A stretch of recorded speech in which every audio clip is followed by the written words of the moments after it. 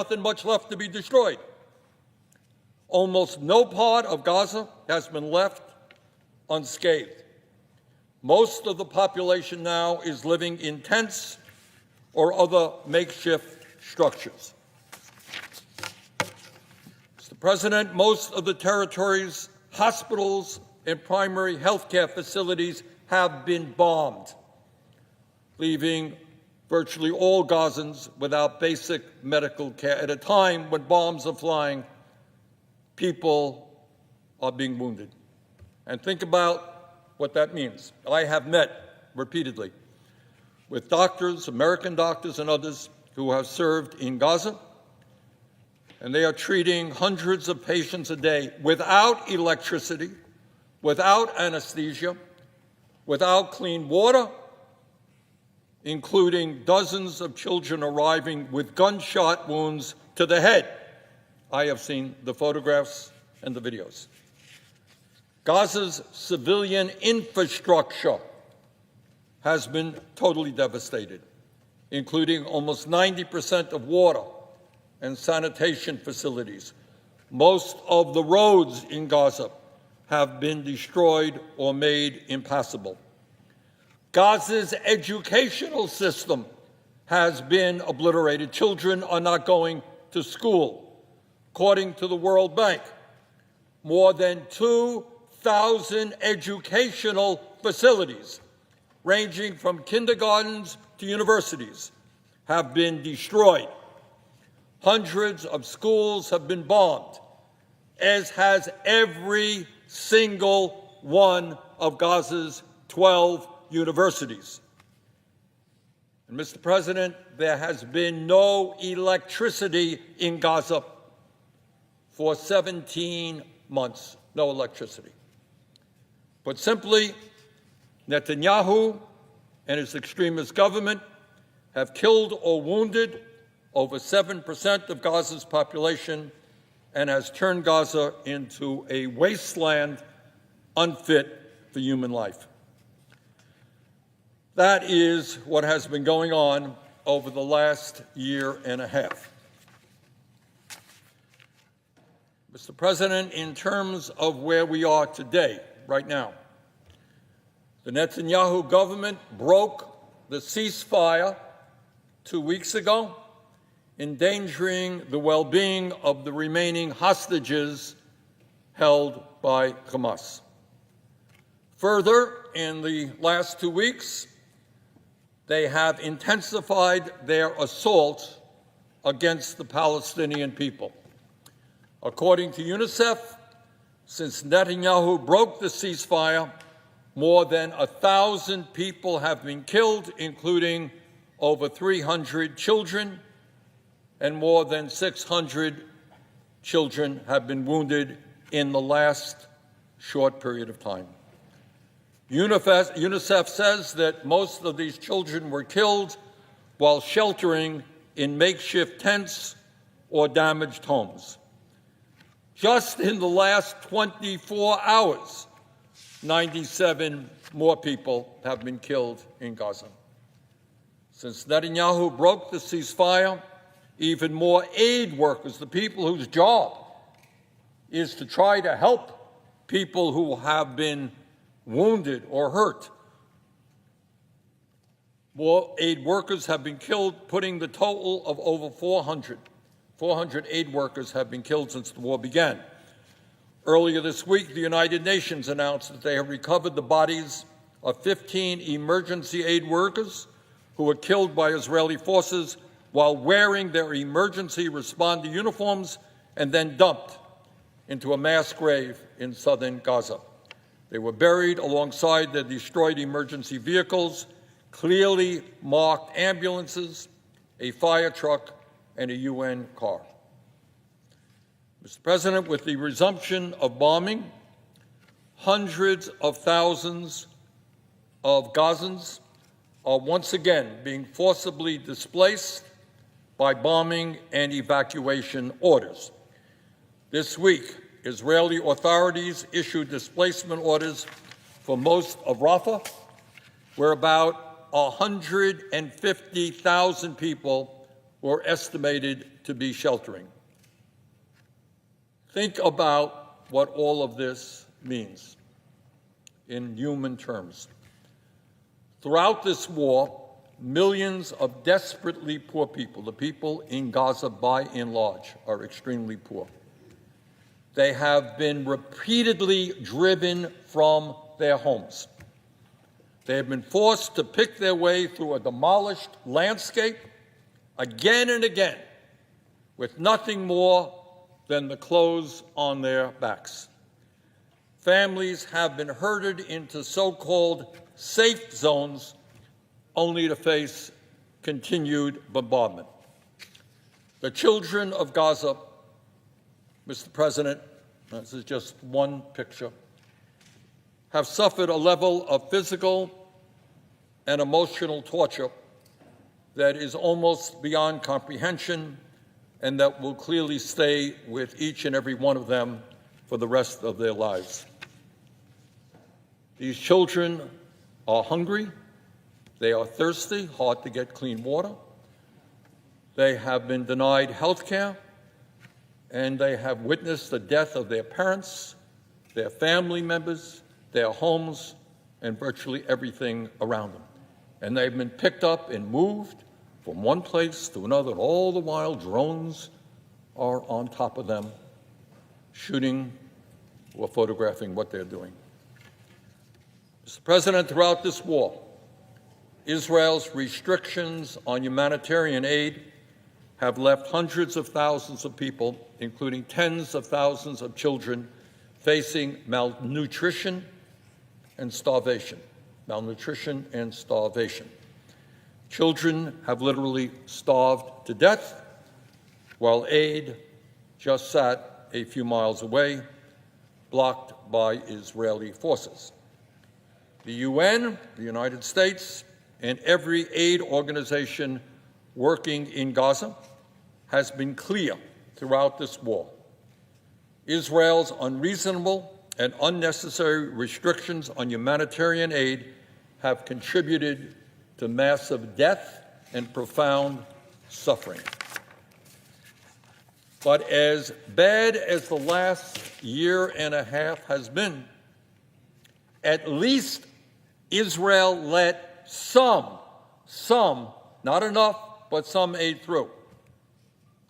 But what is happening right now is unthinkable. Today, it is 31 days and counting with absolutely no humanitarian aid getting into Gaza. Nothing.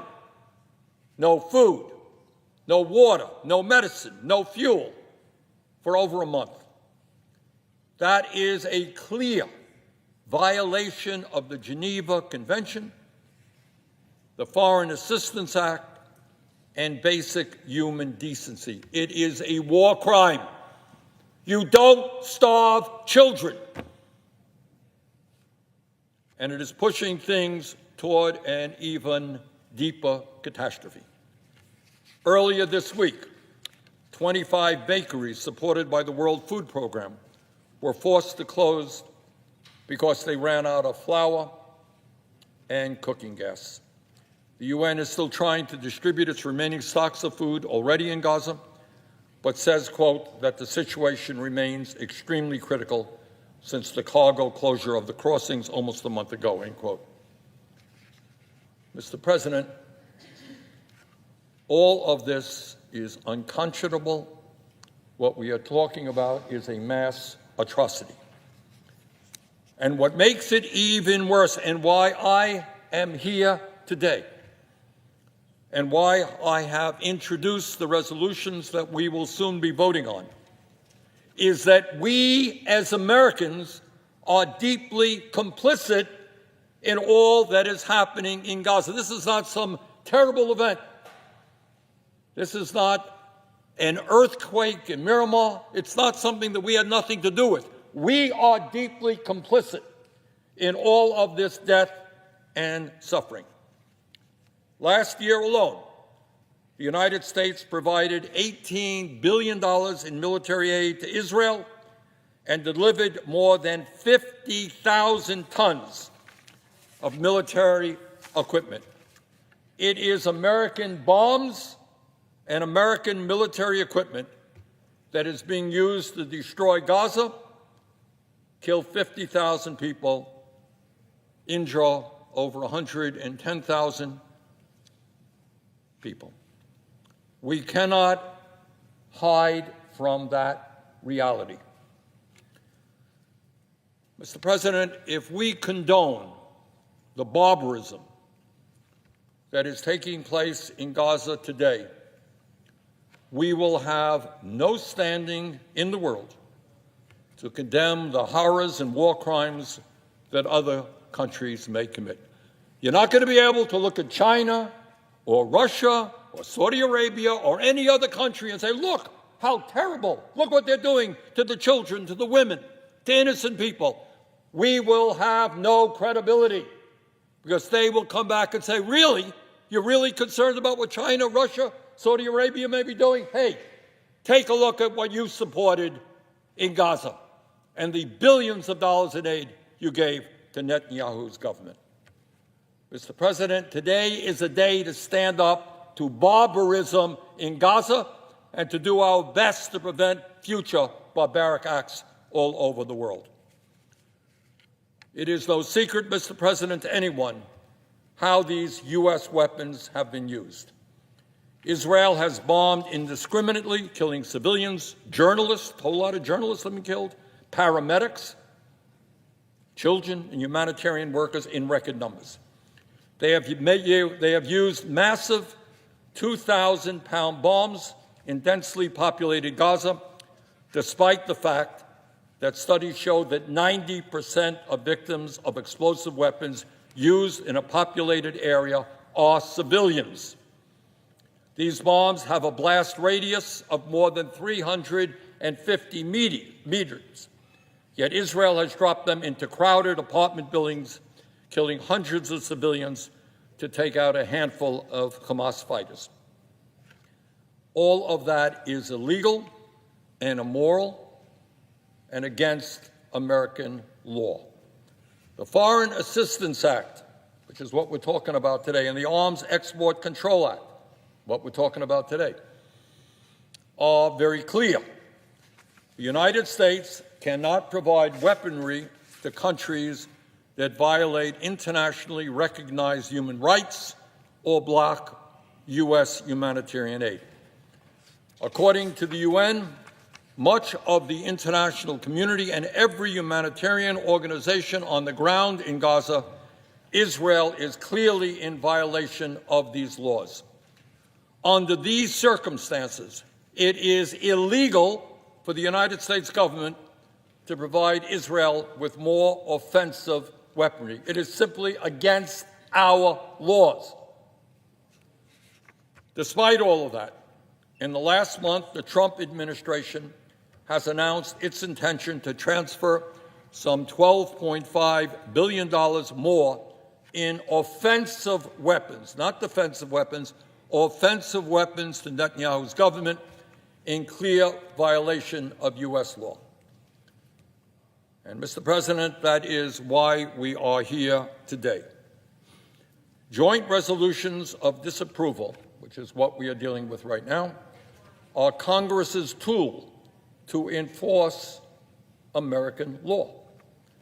Today, we will vote on two resolutions to block two of the most egregious of these Trump administration offensive arms sales, which would provide almost $9 billion more in heavy bombs and other munitions to Netanyahu, including more than 35,000 massive 2,000-pound bombs that have killed so many civilians. The first resolution, SJ Res 33, would block a sale of over $2 billion for 35,000 MK-84 2000 bombs and 4,000 I-2000 penetrator warheads. Second resolution, SJ Res 26, would block almost $7 billion for 2,800 500-pound bombs, 2,100 small diameter bombs, and tens of thousands of JDAM guidance kits. All of these systems have been linked to dozens of illegal airstrikes, including on designated humanitarian sites, resulting in thousands of civilian casualties. These strikes have been painstakingly documented by human rights monitors. There is no debate. And none of these systems are defensive. None of them are necessary to protect Israel from incoming drone or rocket attacks. Mr. President, for those of my colleagues who may be ambivalent, not quite sure how they want to vote on these resolutions, let me say a word about how the Trump administration is ignoring the law in advancing these arms sales in terms of the process. Unlike Biden, whose policies on Gaza I strongly opposed and stood right here at this location, strongly opposing what Biden was doing in terms of military aid to Israel. But unlike Biden, President Trump is trying to circumvent Congress with these transfers, ignoring the Foreign Assistance Act by issuing a bogus emergency declaration, an emergency declaration to bypass congressional review. There is no emergency to justify cutting Congress out of the process. In fact, some of the systems the Trump administration claims are part of this emergency sale have not yet been produced. And this is also part of a broader Trump administration effort to cut Congress out of the arms sale process. Mr. President, it is no great secret that Congress is way out of touch with where the American people are on issue after issue, whether it's the economy, whether it's health care, whether it's climate, whatever it may be. Everybody knows Congress is way out of touch. And the billions of dollars that we are providing to the Netanyahu extremist government is just one more example of how out of touch we are with the American people. Mr. President, according to a recent Economist YouGov poll in March, just 15% of the American people support increasing military aid to Israel. 15%. While 35% support decreasing military aid to Israel or stopping it entirely. To my Democratic colleagues, I would mention that in that same poll, just 8% of Democrats support increasing military aid to Israel. And I think as Democrats have held town meetings over the last year, they have heard from those people. 8% of Democrats support, in a sense, what we're doing now, more military aid for Israel. 47% support decreasing military aid to Israel or stopping it entirely. 8% increasing Democrats, 47% decreasing military aid. Among Republicans,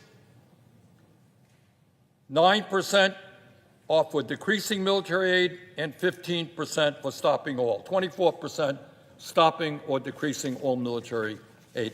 Mr. President, I would ask that this poll be entered into the congressional record. Without objection. Thank you.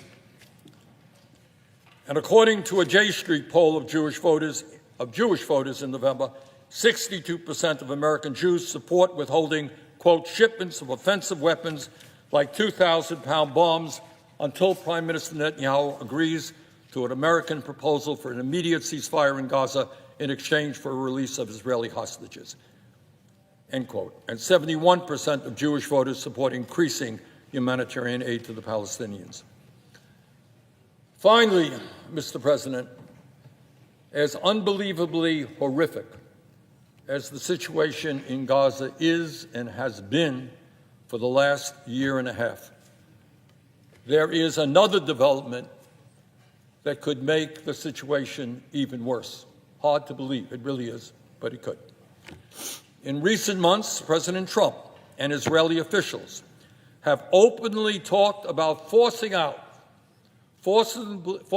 expelling the 2.2 million people who live in Gaza, pushing them out to make way for what Trump calls a Riviera, some billionaires' playground. Now, I think some people may be watching this think, this can't be true. You must be kidding. You must be lying. This is inconceivable.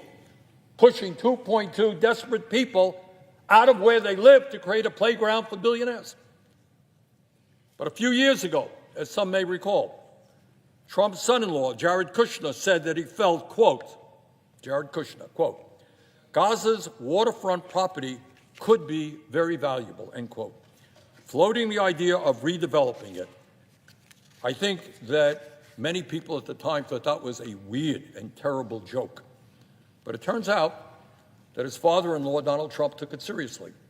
Here is what Trump has said repeatedly in recent months, quote, the U.S. will take over the Gaza Strip and we will do a job with it, end quote. Quote, we're going to take over that piece, we're going to develop it, quote, end quote. Quote, I do see a long-term ownership position. Everybody I've spoken to loves the idea of the United States owning that piece of land, end quote. Guess he didn't speak to too many Palestinians who live on that land. On Truth Social, Trump wrote, quote, the Gaza Strip would be turned over to the United States by Israel at the conclusion of fighting, end quote. What about the Palestinians who have lived in Gaza for their entire lives? Trump said, quote, I don't think people should be going back to Gaza. They live like they're living in hell. Gaza is not a place for people to be living, end quote. Gaza could become, quote, again, Donald Trump, the Riviera of the Middle East. This could be something that could be so valuable, this could be so magnificent, end of quote. Yeah.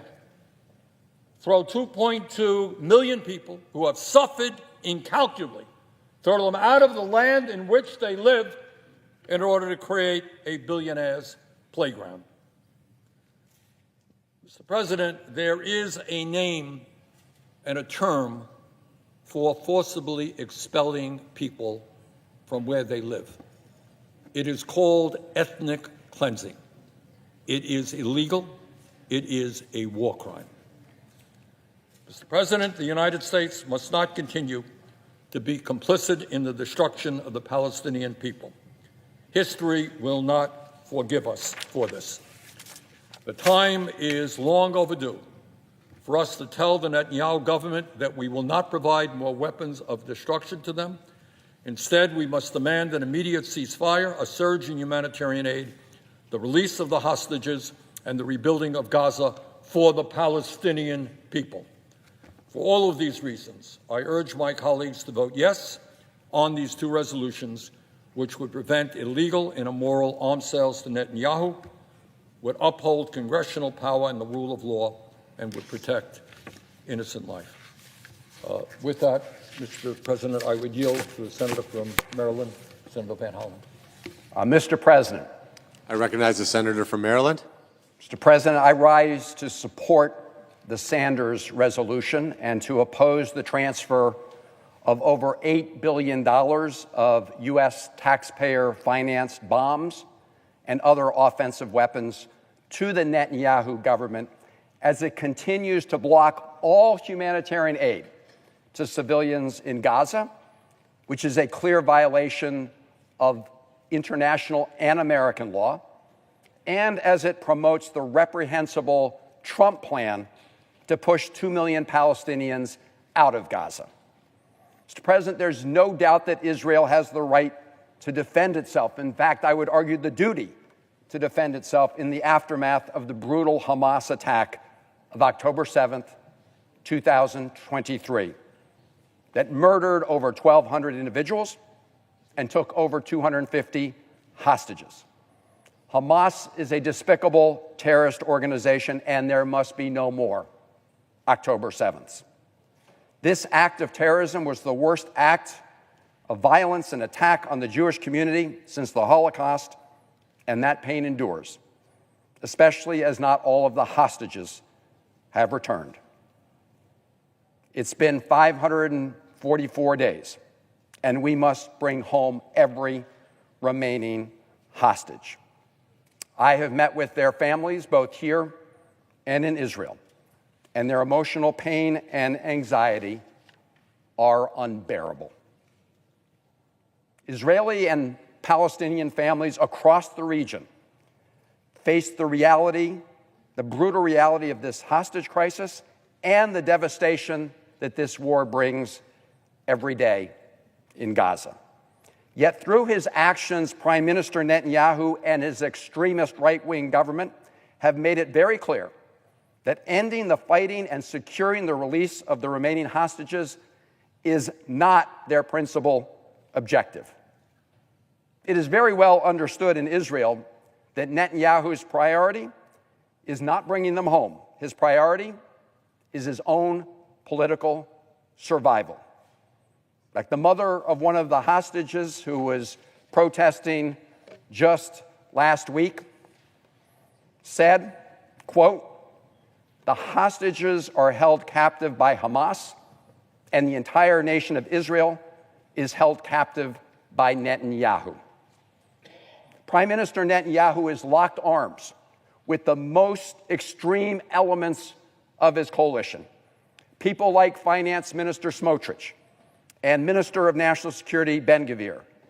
People who have made their political careers based on inciting hatred against Palestinians, against Arabs, against Muslims, and in Ben-Gvir's case, also associated with groups that espouse the expulsion of Christians.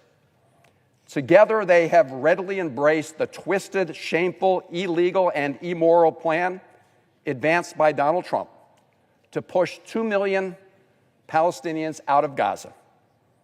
According to Trump, the United States would, and I quote, "take over and own Gaza." And at least initially, he didn't rule out using military force to do that. Netanyahu and the far right in Israel embraced the Trump plan from the start. Prime Minister Netanyahu called it, quote, "remarkable," unquote, and the first good idea he'd heard. On March 30th, he said, "We will implement the Trump plan. This is our strategy." Shortly after the Trump plan was announced, Smotrich called it an excellent idea. And he said, "With God's help, I will work with the Prime Minister and the Cabinet to develop an operational plan to implement this as soon as possible," unquote. Ben-Gvir echoed that support, noting, quote, "We have a huge opportunity, and we must not miss it." Even before October 7th, he said, "I encouraged emigration, and they mocked me.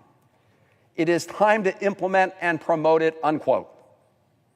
Remember, Ben-Gvir left the cabinet in January because he was opposed to the ceasefire and the return of hostage agreement.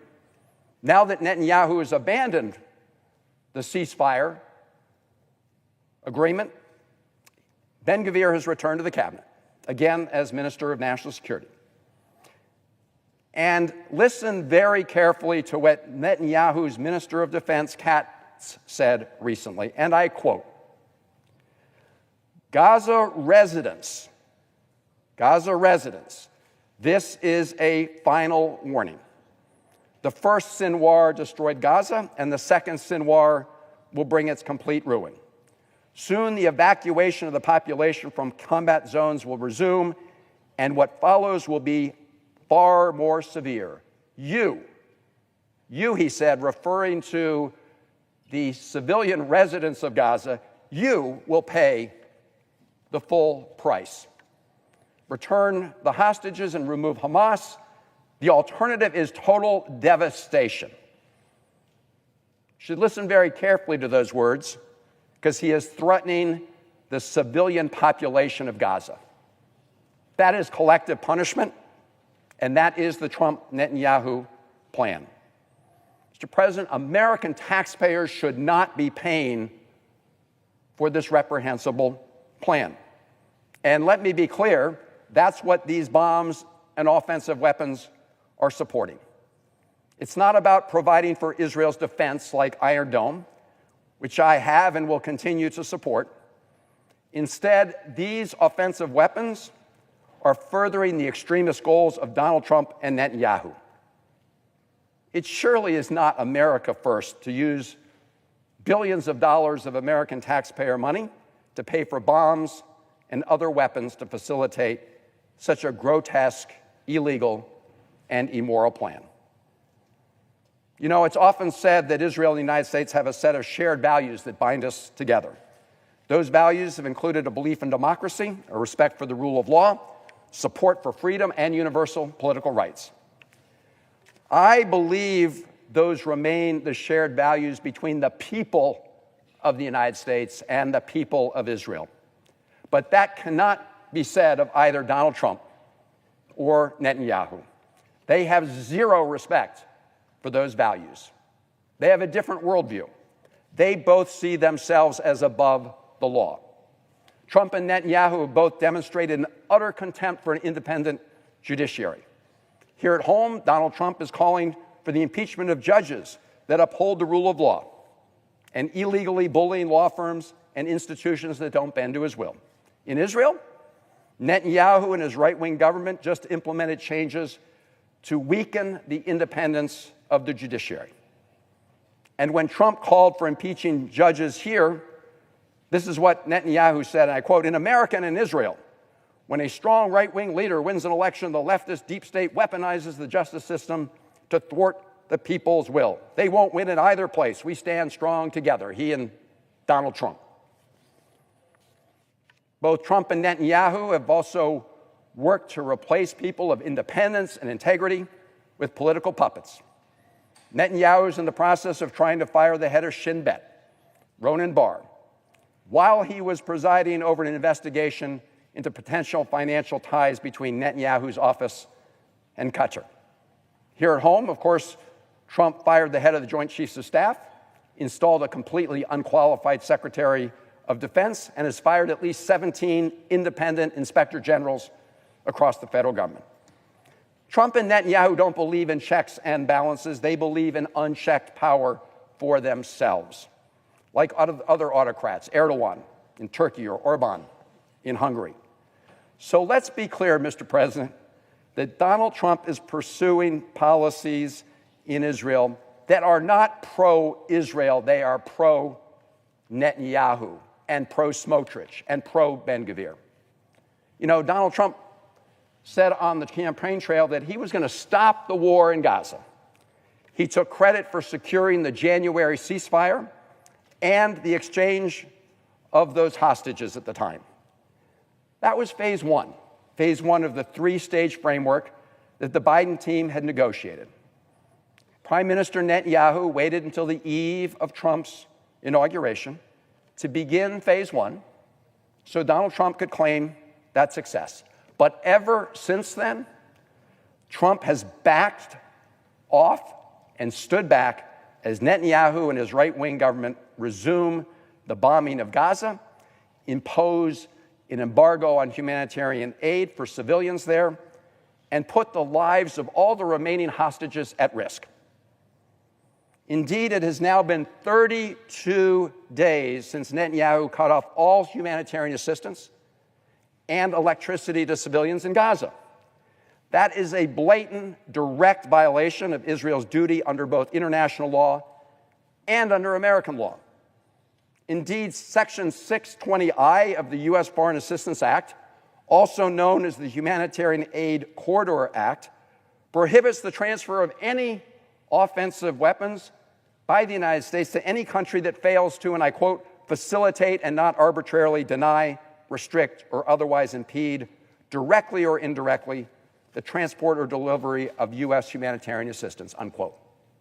Well, for 32 days, we've seen a blockade on humanitarian assistance. It's also a violation of the assurances the Netanyahu government gave the United States just last year, which I actually witnessed the signatures, where it said that it would facilitate the delivery of U.S.-supported humanitarian aid in Gaza. So the Netanyahu government is flouting those commitments. Just this week, the United Nations World Food Program, WFP, said that all 25 of its bakeries had been shuttered in Gaza. And meanwhile, the Trump administration says nothing and does nothing.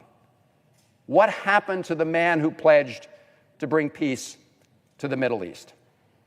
After cutting off humanitarian aid, the Netanyahu government resumed its bombing campaign in Gaza and unleashed strikes where the initial one killed 430 people in one of the most lethal days of the entire war. Here is the headline of a March 27th story in the Israeli newspaper Haaretz.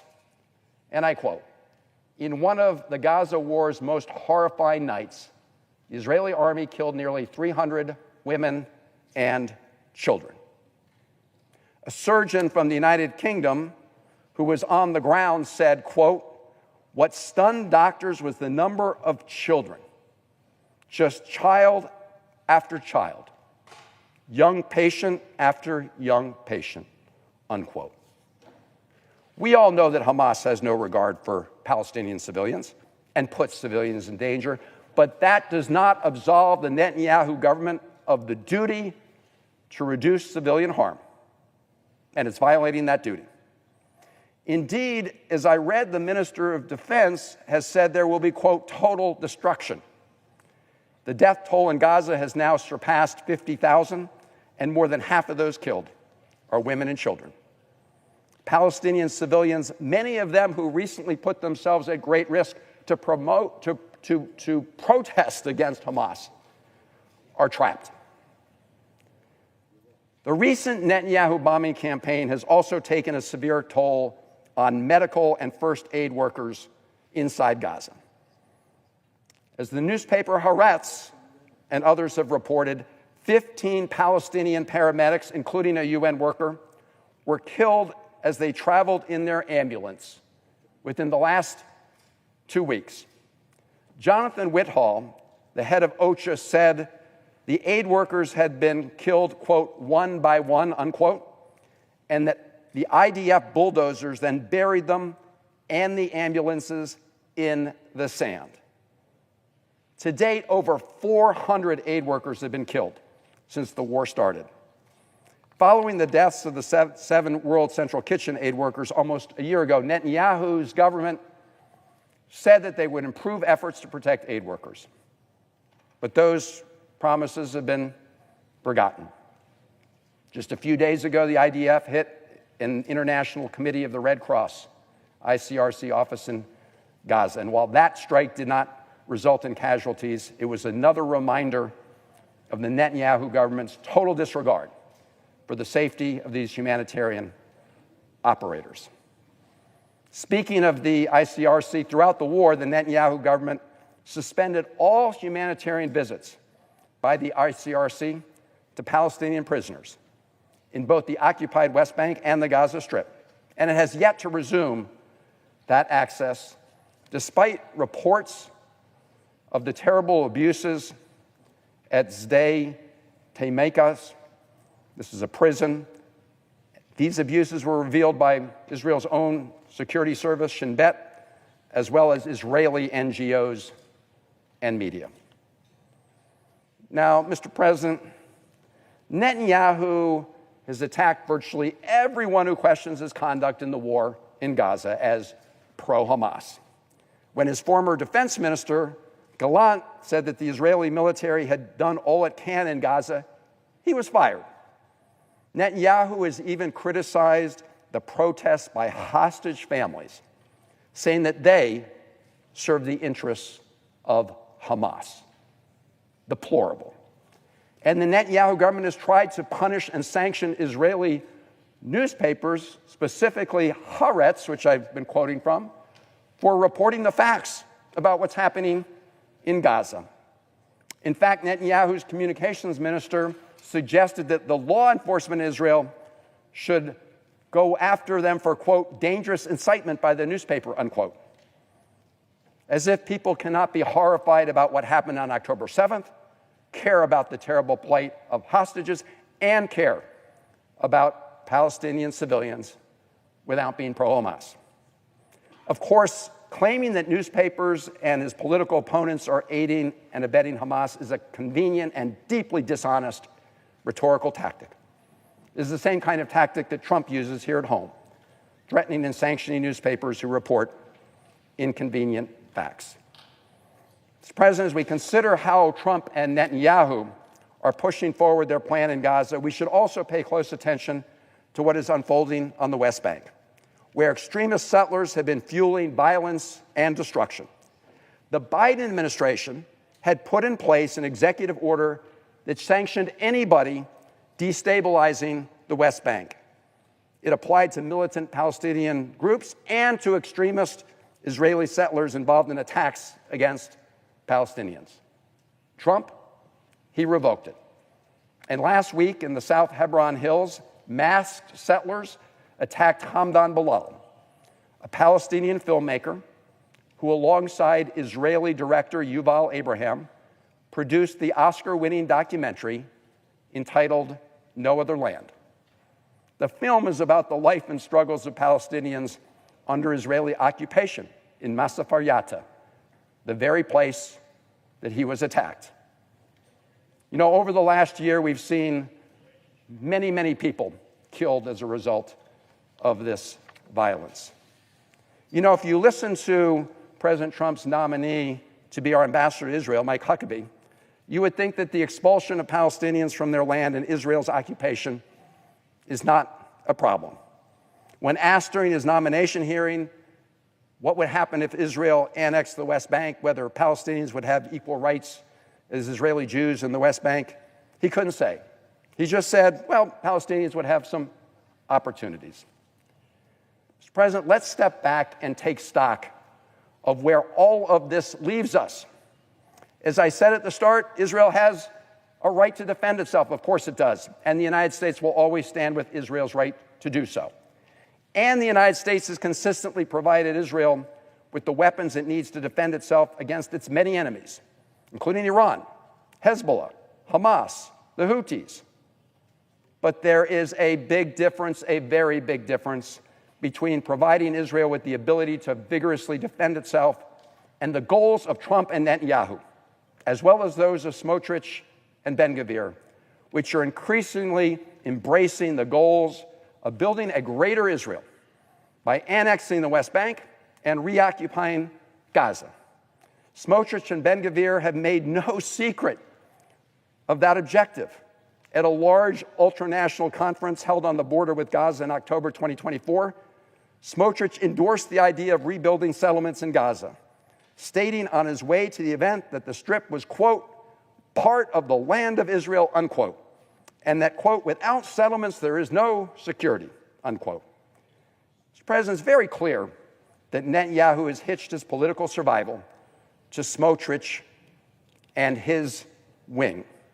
And Trump's calls for the displacement of over 2 million Palestinians in Gaza only plays further into their hands. Just yesterday, Netanyahu and Defense Minister Katz announced that Israel would, as Defense Minister Katz said, quote, seize large areas of the Gaza Strip.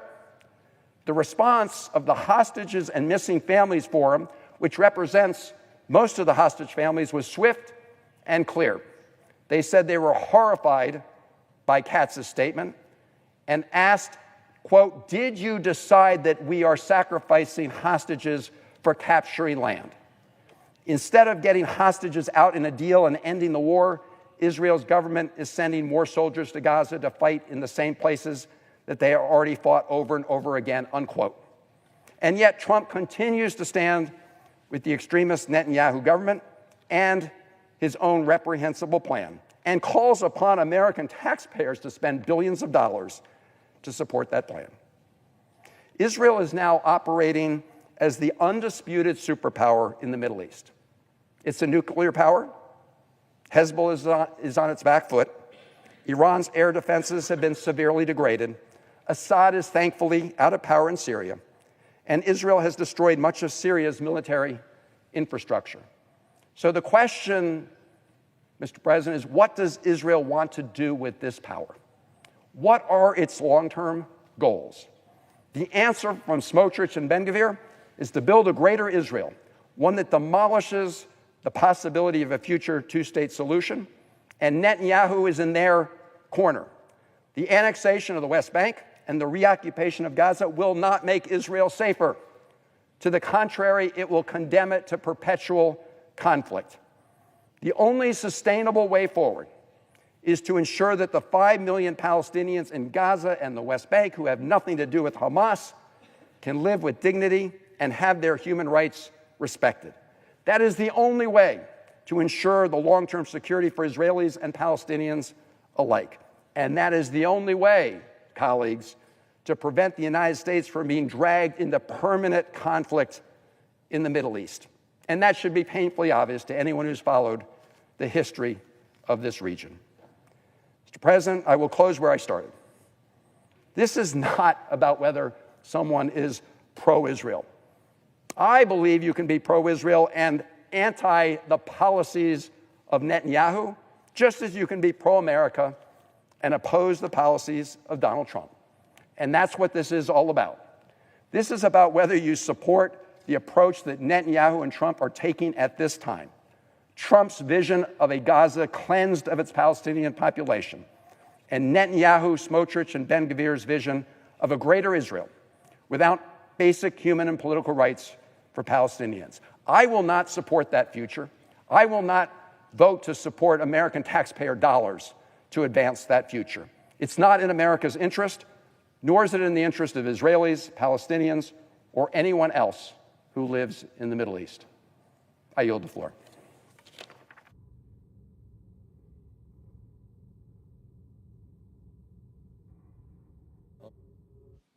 I recognize the senator from Vermont. I ask unanimous consent that I be permitted to speak for up to 10 minutes and Senator Risch for up to 5 minutes prior to the scheduled roll call votes.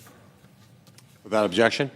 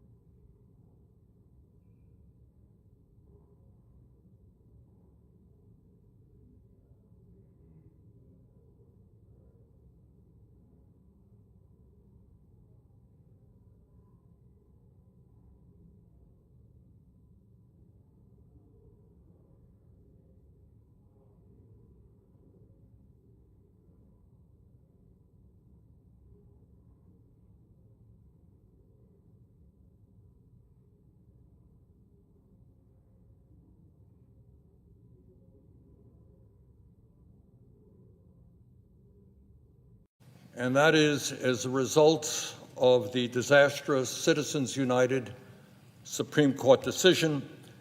We now have a corrupt campaign finance system that allows billionaires to buy elections and to influence major pieces of legislation. That, I think, is not a secret to the American people. If you are a Republican and you vote against the Trump-Musk administration in one way or another, you've got to look over your shoulder and worry that you're going to get a call from Elon Musk, the wealthiest man in the world, and he will tell you that if you vote against what he wants, he will spend unlimited amounts of money to defeat you in the next election. That's not a great secret. That's what Musk has been saying publicly. If you are a Democrat, you have to worry about the billionaires who fund AIPAC, the American Israel Public Affairs Committee. If you vote against Israeli Prime Minister Benjamin Netanyahu and his horrific war in Gaza, AIPAC will punish you with millions of dollars in advertisements and in other ways to see that you are defeated. AIPAC's PAC and Super PAC spent nearly $100